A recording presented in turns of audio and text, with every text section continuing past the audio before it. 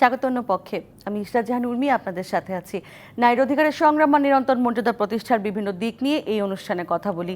নারীর সাফল্য ব্যর্থতা, এই সমাজে নারীর এগিয়ে যাওয়ার প্রতিবন্ধকতার ধরন, আর সেই প্রতিবন্ধকতা পেরিয়ে সমতার লক্ষ্যে নারীর অপ্রতিরোধ্য এগিয়ে যাওয়ার প্রচেষ্টাকে আমরা তুলে ধরি। নারীবাদ আর নারী অধিকার এই সমাজে এবং পুরো বিশ্বে কী চেহারায় আছে অন্য পক্ষ তা খুঁজে দেখে। চারপাশে নারী ক্ষমতায়ন উন্নয়নের অসংখ্য উদাহরণ, কিন্তু নিজের ঘরে নিজের পরিবারে বৈষম্যের শিকার নারী।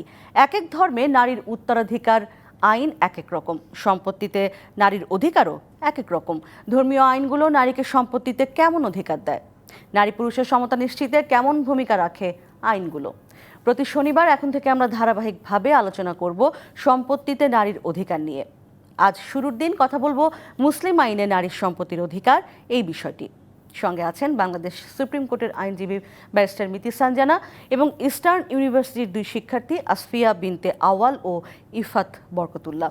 স্বাগত আপনাদের তিনজনকেই। শুরুতেই মিতি সানজানা, আপনার কাছে আমি একটু সূচনা বক্তব্যের মতো করে জানতে চাই যে আসলে মুসলিম আইনে নারীরা কতটুকু সম্পত্তি পায়। আমরা জানি যে এখানে নানান ধরনের অসমতার ব্যাপার রয়েছে, ছেলে সন্তান যতটুকু পায় মেয়ে সন্তান ততটুকু পায় না।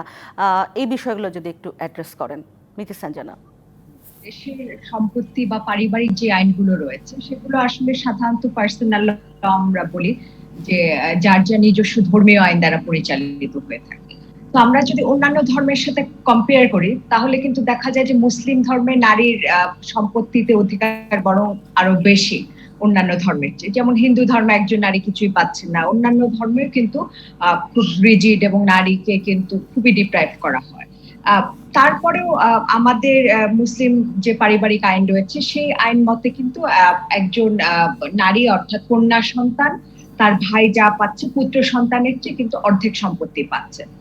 তো এই আইনগুলো হয়তো বা আসলে পরিবর্তনের কথা অনেক বারবার বলা হয়েছে, এই নিয়ে সবসময় অ্যাডভোকেসি করেছে বিভিন্ন লেভেল থেকে প্রেশার গ্রুপরা, তারাও এই নিয়ে কথা বলেছে এবং প্রাইম মিনিস্টার আসলে বেশ কয়েকবার এই আইনটি পরিবর্তন নিয়ে কথা বলেছে। তিনি বেশ অনেকবার বলেছেন যে এই আইনের পরিবর্তন দরকার, সম্পত্তিতে ছেলে মেয়ের সমান অধিকার প্রতিষ্ঠার ব্যাপারে কিন্তু বেশ কয়েকবার আমরা তার কাছ থেকে বক্তব্য পেয়েছি।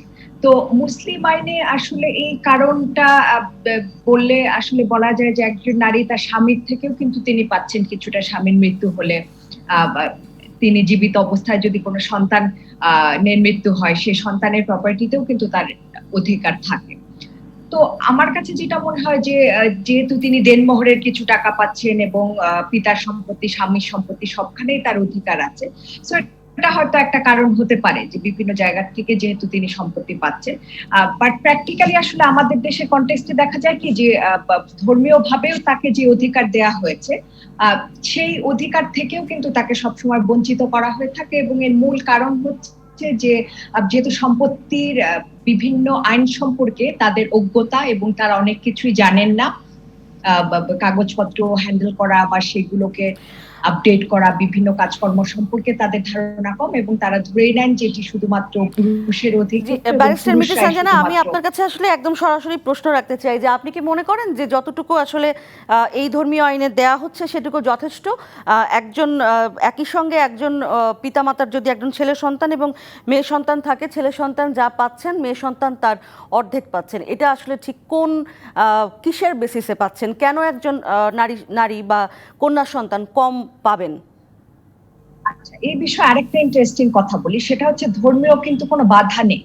ধর্মে বলা আছে যে কন্যা সন্তান অর্ধেক পাবে, বা কোনো কোনো ধর্মে বলা হচ্ছে পাবেই না কন্যা সন্তান, কারণ বিয়ের সময় তাকে পণ দেয়া হচ্ছে, এই কারণে সে পাবেই না। কিন্তু এখানে কিন্তু কোনো ধরনের নিষিদ্ধ কোনো কিছু নেই। এখানে কিন্তু আইনের কোনো জায়গায় বলা নেই যে একজন নারী তাকে দেয়া যাবে না বেশি। সো যার ফলে আমাদের সমাজে কিন্তু একটি প্র্যাকটিস গড়ে উঠেছে, যারা আসলে মুক্তমনা, যারা লিবারেল, তাদের ভেতরে কিন্তু একটি প্র্যাকটিস গড়ে উঠেছে। তারা কিন্তু সকলে সমান সম্পত্তি দিয়ে থাকেন জি, পুত্র এবং আমি কন্যাকে ফিরবো ইকুয়ালি। মিতে সানজানা আবারও। এই যে আপনি যাদের কথা বললেন যে যারা মুক্তমনা বা লিবারেল তারা দিয়ে থাকেন, এই দিতে গিয়ে মানে কন্যা সন্তানকে অর্ধেক সম্পত্তি দিতে গিয়ে তাদের কি কি ফেস করতে হয় সেই বিষয়গুলো আমরা শুনবো। তার আগে ইস্টার্ন ইউনিভার্সিটির দুজন শিক্ষার্থী আমাদের সঙ্গে যুক্ত হয়েছেন, তাদের প্রশ্ন এবং মতামত রয়েছে এই বিষয়ে। মিতে সানজানার কাছে তারা জানতে চাইবেন এবং মতামত দেবেন। আসফিয়া বিনতে আওয়াল, আপনার প্রশ্ন বা মতামত আপনি রাখতে পারেন।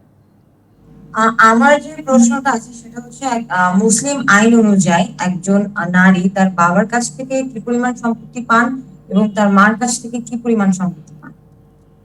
জি, ব্যারিস্টার এখানে মিতে সানজানা। জি, হ্যাঁ, এখানে সবসময় যেটা বাবা এবং মার থেকে পুত্র সন্তান যা পান, একজন মুসলিম ব্যক্তির মৃত্যুর সাথে সাথে তার যত সম্পত্তি রয়েছে আর সেই সম্পত্তিতে অটোমেটিক্যালি কিন্তু আপনার ইনহেরিট করে ফেলে সেটাকে। তার জীবদ্দশায় তিনি যদি কোনো কিছু লিখে দিয়ে নাও যান, তার মৃত্যুর সাথে সাথে তার যে কয়জন সন্তান আছে তাদের মধ্যে অটোমেটিক্যালি আইন অনুযায়ী ভাগ হয়ে যায় জিনিসটা, প্রপার্টিটা ইভলভ করে। তো এখানে যেটা হয় যে পুত্র সন্তানরা যা পাচ্ছেন তার চেয়ে অর্ধেক পান।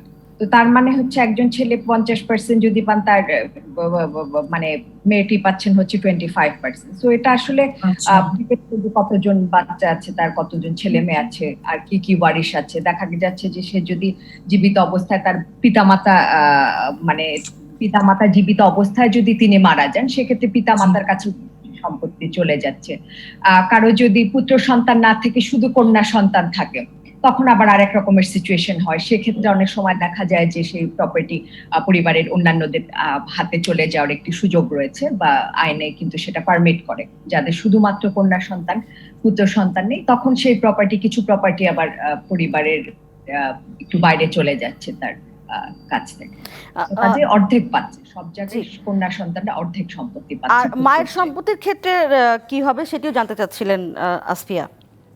কি হলে কন্যা সন্তান মানে মায়ের সম্পত্তি যদি থাকে সেই সম্পত্তি কন্যা সন্তানরা কিভাবে পাবেন সেটিও আসফিয়া জানতে চাইছিলেন। না, এটা তো কিভাবে পাবেন, কতখানি পাবেন আসলে কতখানি পাবেন? পুত্র সন্তানের অর্ধেক পাবেন। আপনি এখন কতখানি পাবেন এটা আসলে আমাদের বেশ কিছু ক্যালকুলেটরে আমরা এটা হিসাব করি, আমরা কতটুকু প্রপার্টি আছে, কোথায় কি আছে তার উপরে আসলে ডিপেন্ড করছে। তো সেক্ষেত্রে কতজন ছেলে মেয়ে আছে, অনেকগুলো ফ্যাক্টর এটার উপরে। মিতে সানজানা, আসফিয়ার যে প্রশ্নটি ছিল সেটি হচ্ছে যে বাবার সম্পত্তি তো ছেলে মানে ভাইয়ের অর্ধেক পাবে একজন কন্যা সন্তান, মায়ের সম্পত্তি যদি থেকে থাকে সে কতটুকু, মানে সেই সম্পত্তি কি একইভাবে ভাগ হবে নাকি সেটিও আসলে মানে ছেলে বেশি পাবে মেয়ে অর্ধেক পাবে এরকম? বাবা মার ক্ষেত্রে যা, বাবার ক্ষেত্রেও যা হবে, মার ক্ষেত্রেও তাই হবে। জি জি, এটা আসলে এক কথা জবাব দেওয়া যাচ্ছে না। কেন, আরো কতজন ওয়ারিশ আছে আসলে তার উপরে ডিপেন্ড করবে যে সেই ভদ্রলোকের কি আরো ভাই বোন আছে নাকি, তিনি জীবিত, তিনি যখন মারা যাচ্ছেন তার বাবা মা আছে কিনা। সো এটা স্পেসিফিক্যালি এক একটা কেস টু কেস ভ্যারি করবে। কিন্তু একেবারে একদম সোজা কথা যদি বলা যায়, তাহলে বাবার সম্পত্তিতেও যেমন ছেলে তার বোনের ডাবল পাচ্ছে, তেমনি মার সম্পত্তিতেও একজন। জি, আমরা পরিষ্কার বুঝতে পেরেছি। জি, ইফাত বরকতুল্লাহ, আপনার প্রশ্ন বা মতামত আপনি রাখতে পারেন। জি, আমার প্রশ্নটা হচ্ছে যে মুসলিম আইনে একজন নারী মানে কতজনের উত্তরাধিকারী পান, কতজনের সম্পত্তির উত্তরাধিকারী হতে পারেন? আচ্ছা, এখানে সে তার বাবার সম্পত্তির উত্তরাধিকারী হতে পারেন।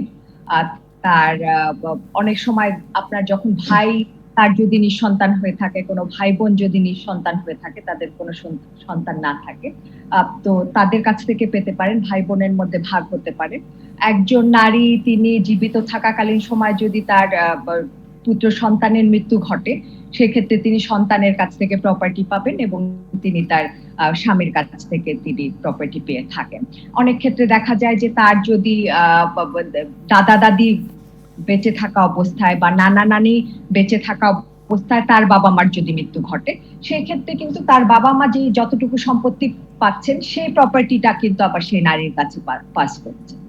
তো কাজেই একজন ছেলেও আসলে মোটামুটি ঠিক যেভাবে পাচ্ছেন বিভিন্ন ওয়ারিশানদের কাছ থেকে, সো একজন নারীও আসলে এইভাবে এইরকম সিচুয়েশন গুলোতে সম্পত্তি পেতে পারে। কিন্তু ভাই বোনের যদি পুত্র সন্তান থেকে থাকে বা সন্তান থেকে থাকে, সেক্ষেত্রে তিনি আবার পাচ্ছেন। এই সন্তান হলে সেক্ষেত্রে ভাই বোনের কাছ থেকেও প্রপার্টি আসবে। একজন নারীর কাছে। ব্যারিস্টার মিতি সাঞ্জানা, আপনার কাছে যে প্রশ্নটি আমি রেখেছিলাম যে এই সম্পত্তি পাওয়ার ক্ষেত্রে যেই প্রতিবন্ধকতাগুলো আছে, অর্থাৎ যদি একজন পিতা তার দুই সন্তানকেই মানে কন্যা সন্তান এবং পুত্র সন্তানকে সমানভাবে দিতে চান এই মুসলিম আইন অনুযায়ী, সেক্ষেত্রে তাকে আসলে কি কি প্রতিবন্ধকতার মুখে পড়তে হয়? আমার মনে হয় যে আমার একটা বিরতির সময় পৌঁছে গেছে। আমার বিরতি থেকে ফিরে এসে এই প্রশ্নের উত্তর নেব এবং একই সঙ্গে আসফিয়া বিনতে আওয়াল এবং ইফাত বরকতুল্লাহর অন্যান্য প্রশ্নগুলোও আমরা নেব। মিতি সাঞ্জানার সঙ্গে থাকুন। একটা বিরতির সময় ফিরছি, সঙ্গে থাকুন। স্বাগত আরও একবার। অন্য পক্ষে আজ কথা বলছি মুসলিম আইনে নারীর সম্পত্তির অধিকার এই বিষয়ে। সঙ্গে আছেন ব্যারিস্টার মিতি সাঞ্জানা। মিতি সাঞ্জানা বাংলাদেশ সুপ্রিম কোর্টের আইনজীবী এবং ইস্টার্ন ইউনিভার্সিটির দুই শিক্ষার্থী আসফিয়া বিনতে আওয়াল এবং ইফাত বরকতুল্লাহ। মিতি সাঞ্জানা, আপনার কাছে যে প্রশ্নটি আমি রেখেছিলাম যে যদি কোনো কারোর পুত্র সন্তান না থাকে, শুধু কন্যা সন্তান থাকে, সেক্ষেত্রে কন্যা সন্তানের সম্পত্তি পাওয়ার ক্ষেত্রে যে সমস্ত প্রতিবন্ধকতা, এবং একই সাথে পুত্র সন্তান যদি থাকে তার সমপরিমাণ যদি কন্যা সন্তানকে দিতে চান কোনো পিতা বা মাতা, তাহলে তাকে আসলে কি কি প্রতিবন্ধকতা পার হতে হয় আমাদের এই আইন অনুযায়ী? আইন অনুযায়ী আসলে একদমই কোনো প্রতিবন্ধকতা নেই। আইনে কিন্তু খুব স্ট্রেট ফরওয়ার্ড, একজন তার কন্যা পুত্র সন্তান থাকা অবস্থায় কন্যাদেরকে ইকুয়ালি প্রপার্টি দিতে চাচ্ছেন, অথবা তিনি আপনার কন্যা সন্তান শুধু আছে তাদেরকে দিয়ে যেতে চাচ্ছেন। এখানে প্রতিবন্ধকতার কোনো ব্যাপার নেই। এখানে তিনি দিতে চাইলে তিনি একদম স্ট্রেট অ্যাওয়ে তাকে একটি রেজিস্টার্ড দলিলের মাধ্যমে এই সম্পত্তি হস্তান্তর করতে হবে। সো এখানে একটি বিষয় আছে যে তিনি এই সম্পত্তি যখন হস্তান্তর করছেন তাকে কিন্তু জীবদ্দশায় এটি তাকে আসলে দান হিসেবে দেখাতে হবে বা উপহার হিসেবে দেখাতে হবে, এবং তিনি বেঁচে থাকা অবস্থাতে এই সম্পত্তি ট্রান্সফার করে দিয়ে যেতে হবে কন্যা সন্তানদের কাছে। সো এখানে যেটা একটা সমস্যা দেখা দেয়, যেটা আমি আসলে প্র্যাকটিক্যালি যে প্রতিবন্ধকতা আমরা আসলে দেখি, যে প্রবলেম আমরা দেখি, যে একজন পিতা তিনি জীবিত দশায় তিনি হয়তো ভাবেন যে আমি যদি এই সমস্ত সম্পত্তি কন্যাদেরকে বা আমার সন্তানদের মধ্যে এখনই আমি ট্রান্সফার করি, তাহলে হয়তো বয়স কালীন সময় তারা তাকে দেখাশোনা করবেন না, বা একটা ইনসিকিউরিটি থাকে। যেহেতু আমাদের তো আসলে বিভিন্ন সোশ্যাল সিকিউরিটি বা ওয়েলফেয়ার সেভাবে নেই আমাদের দেশে, তো যার ফলে দেখা যায় যে এরকম একটা ইনসিকিউরিটি থাকে, এখনই আমি সবকিছু দিয়ে দিলে আমাকে বৃদ্ধ বয়সে। কিন্তু মিতি সাঞ্জানা, আমার প্রশ্ন হচ্ছে যে এই আইনটা কি বদলানোর প্রয়োজন মনে করেন না? মানে একজন পুত্র সন্তান সরাসরি তার বাবার সম্পত্তি উত্তরাধিকার আইন অনুযায়ী পাবেন, আর একজন কন্যা সন্তানকে আপনি বলছিলেন যে উপহার হিসেবে দেখাতে হবে, যেটিকে বোধহয় আইনের ভাষায় হেবা করা বলে আর কি, হেব্বা করতে হবে বা দান হিসেবে দেখাতে হবে, এবং সেটি টাকা দিয়ে কিন্তু করতে হয়। এই আইনটি কি আসলে মানে যেখানে একজন একটি বৈষম্য নয় যে ছেলে সন্তান পেয়ে যাবে অটোমেটিকলি, কিন্তু একজন কন্যা সন্তান হলে তাকে আসলে বাবার কাছ থেকে লিখিয়ে নিতে হচ্ছে, এই এই বিষয়টির কি পরিবর্তন দরকার আছে বলে আপনি মনে করেন না সমতা প্রতিষ্ঠার ক্ষেত্রে? অবশ্যই এটার পরিবর্তনের প্রয়োজন রয়েছে, কারণ আপনি দেখুন যে অনেক ক্ষেত্রে কিন্তু অর্থনৈতিক পরনির্ভরশীলতার কারণে বা সম্পত্তিতে নিজের অধিকার প্রতিষ্ঠা করতে না পারার কারণে অনেক বিষয় নারীরা ভয়েস রেজ করতে পারেন না, বা তারা কিন্তু কিছুটা কর্নার্ড হয়ে থাকে, ফ্যামিলিতে বলেন বা সোসাইটিতে বলেন। আদারওয়াইজ ওনার হয়তো যে কোনো ডিসিশন মেকিং এর সুবিধা হয়, উনি হয়তো চাচ্ছেন যে একা তিনি থাকবেন। সেক্ষেত্রে কিন্তু তার যখন ফাইন্যান্সিয়ালি তিনি সলভেন্ট না থাকেন বা অর্থনৈতিকভাবে তাকে অন্যের উপর নির্ভর করতে হয়, সেক্ষেত্রে সার্টেনলি তাকে তো আসলে তখন নানান ধরনের ডিসিশন মেকিং এও তার সমস্যা হয়, পারিবারিক বিভিন্ন ডিসিশন মেকিং এর ক্ষেত্রেও কিন্তু তার সমান পার্টিসিপেশন থাকে না একজন ছেলের মতো। তো কাজে এই আইনের পরিবর্তন অবশ্যই দরকার আছে, এবং সেই সাথে সাথে যতক্ষণ পর্যন্ত না আইনটির পরিবর্তন হচ্ছে ততক্ষণ পর্যন্ত যদি সোসাইটিতে আসলে এই ধরনের একটি মাইন্ডসেট তৈরি হয় যে না ঠিক আছে আমরা দিব, আমরা ইকুয়ালি আমরা আমাদের সন্তানদের কে আপনার প্রপার্টি দিব, এই প্র্যাকটিসটা যদি চলে আসে, ইনসিকিউরিটি বুঝতে পেরেছি। আমি একটু আবার প্রশ্নে যাই। আসফিয়া, আপনার পরের প্রশ্নটি বা আপনি শেষ যে প্রশ্নটি করতে চান, আপনি আপনার প্রশ্ন বা মতামত রাখতে পারেন।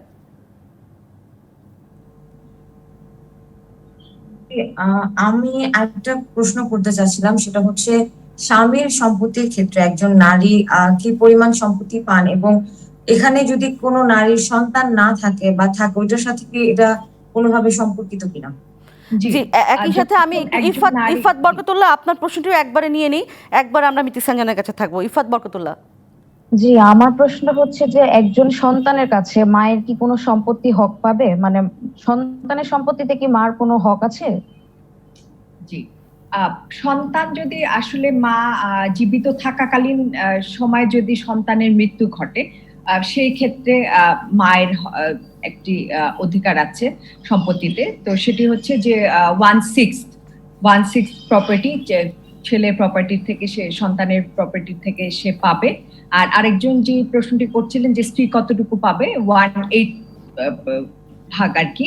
আহ, 8 ভাগের 1 ভাগ সম্পত্তি তিনি তার হাজবেন্ডের মৃত্যু হলে পাবেন। সেই সাথে সাথে তার যেমন দেনমোহরের টাকা, সেটি যদি পরিশোধ না হয়ে থাকে।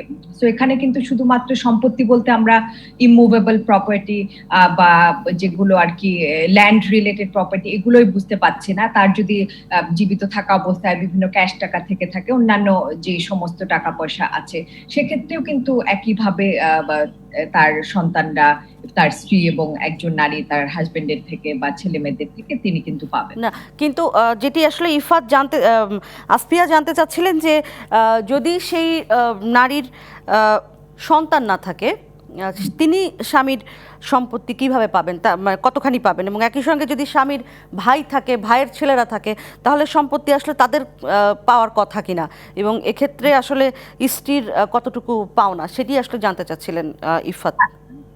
সন্তান না থাকে সেই ক্ষেত্রে সেই নারী 1/4 পাবেন, এবং সন্তান না থাকলে সেই প্রপার্টির কিন্তু একটি অংশ তারপরে তার পিতামাতা জীবিত কিনা, তার কয়জন ভাই বোন আছে তার উপর ডিপেন্ড করে সেই 1/4 এর পরে যে প্রপার্টি থাকবে সেই প্রপার্টিটা চলে যাচ্ছে তার অন্যান্য ওয়ারিশদের কাছে, এবং সেখানে আবার ভাই যদি না থেকে থাকে, ভাইয়ের সন্তান। হ্যাঁ, বুঝতে পেরেছি। এখন মিতি সানজানা, আপনি আমরা যেহেতু শেষ পর্যায়ে পৌঁছে গেছি, আপনি কি মনে করেন কিনা যে আসলে এই আইনটি বদলানোর প্রয়োজন আছে কিনা, এবং একই সাথে এই আইন পরিবর্তনের ক্ষেত্রে আসলে কারা মূল বাধা? আমরা জানি যে নারী নীতি প্রতিষ্ঠিত হওয়ার ক্ষেত্রে এই সম্পত্তির উত্তরাধিকার একটা বড় ইস্যু ছিল, বিশেষ করে ধর্মভিত্তিক দলগুলোর কাছে। নারীকে সম্পত্তি দিতে তারা একেবারেই রাজি ছিলেন না। আপনি কি কি প্রতিবন্ধকতা আছে বলে আপনি মনে করেন, বা চেঞ্জ হওয়া দরকার কি আছে কিনা বলে মনে করেন? জি, আইনটির তো অবশ্যই পরিবর্তন দরকার রয়েছে, এবং আমরা জানি যে যেহেতু বিষয়টি সেন্সিটিভ, আমরা জানি এই ধর্ম দ্বারা যেহেতু এই আইনগুলো আসলে পরিচালিত হচ্ছে, যার কারণে এই সেন্সিটিভ জায়গাটায় হয়তো হাত দিতে একটু বেশি সময় লেগে যাচ্ছে। কিন্তু আমার কাছে যেটা মনে হয় যে আইনের পরিবর্তন তো করতেই হবে, সেটি সময়ের ব্যাপার, কিন্তু তার আগে কিন্তু আমাদের এই প্র্যাকটিসটাও চালু করতে হবে আগের থেকে। যে যেই এক্সিস্টিং আইন রয়েছে, বিদ্যমান আইনের অধীনেই আমরা যদি আমাদের ছেলে মেয়েদেরকে সমানভাবে প্রপার্টি ডিস্ট্রিবিউট করি, সেই ক্ষেত্রে কিন্তু সেই আইনটি আপনার তাড়াতাড়ি সেই আইনের পরিবর্তন আনতেও কিন্তু সেটি আমাদের জন্য বেশ সুবিধা হবে। কারণ আপনার এই সম্পত্তির এখনই তো আমার প্র্যাকটিস নেই, এখন আমার এক্সিস্টিং আইনে আমি চাইলে দিতে পারি দুইজনকে সমানভাবে, সেটাই তো আমি দিচ্ছি না। তার মানে আমার মাইন্ডসেট নাই, আমার মানসিকতাই নেই মেয়েকে সমানভাবে দেবার জন্য। অনেক ধন্যবাদ ব্যারিস্টার মিতি সানজানা। আসলে এই বিষয়টি আরো বিস্তৃতভাবে বলার সুযোগ রয়েছে, আমরা নিশ্চয়ই পরবর্তীতে আবারও আলোচনা করব। ধন্যবাদ আপনাকে সময় দেওয়ার জন্য। আসফিয়া বিনতে আওয়াল এবং ইফাত বরকতুল্লাহ, আপনাদেরকেও ধন্যবাদ যুক্ত হওয়ার জন্য। এই ছিল আজকের অন্য পক্ষে। দেখা হবে আবারও, সঙ্গেই থাকুন ডিবিসি নিউজের।